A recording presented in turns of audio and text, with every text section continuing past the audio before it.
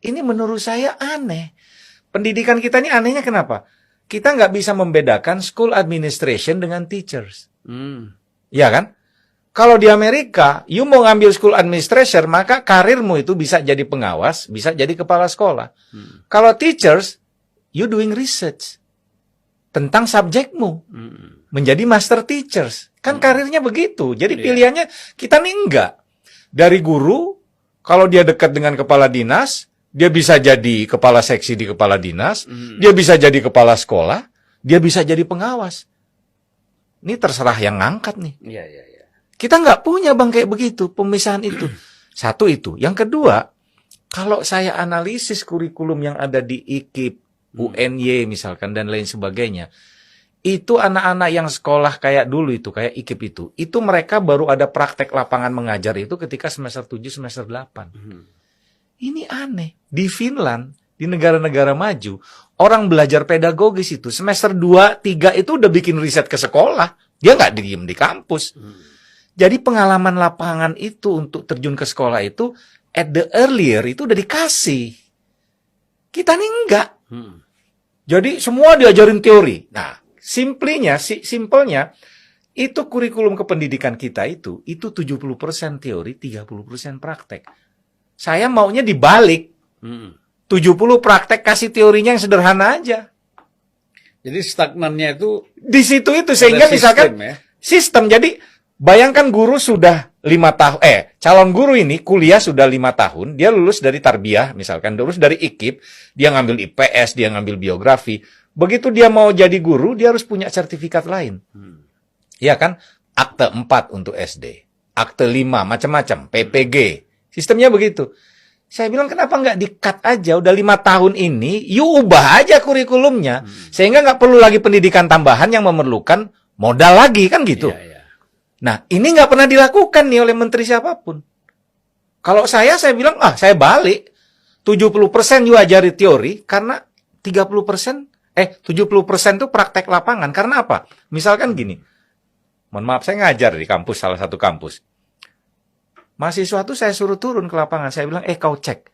Di sekitar kampusmu ini ada berapa sekolah? Buat apa, Pak? Cek aja, saya bilang. Cek. Begitu dihitung, itu jumlahnya hampir 750, artinya 500-an tuh. Hanya dalam jarak 2 kilometer. Di sini ada fakultas kependidikan, tapi mereka nggak aware apa yang terjadi dengan sekolah di sekitarnya. Iya kan? Kemudian saya suruh lagi riset. Coba tanya kapasitas gurunya dan lain sebagainya. Coba tanya macam-macamnya. Itu orang kampus, dekannya bingung. Mas Bedowi, ini anak baru semester 2. Kenapa harus turun ke lapangan? Saya bilang, aneh ini orang.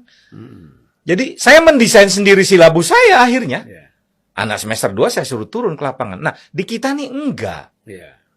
Itu yang membuat sense of environment, of school environment itu enggak jalan. Jadi, kepedulian dia terhadap sekolah nih adanya ketika dia prakteknya ngapain? Praktek ngajar. Di akhir semester 9. Ngajar pun terbatas. Salah-salah tuh anak masuk ke sekolah cuma disuruh dampingin doang, 1. Yang kedua suruh motokopi. 3 suruh ngabsen siswa. Sistem kita ini sangat lumpuh di situ. Nah, kalau saya bilang saya balik itu. 70% praktek lapangan. Karena apa?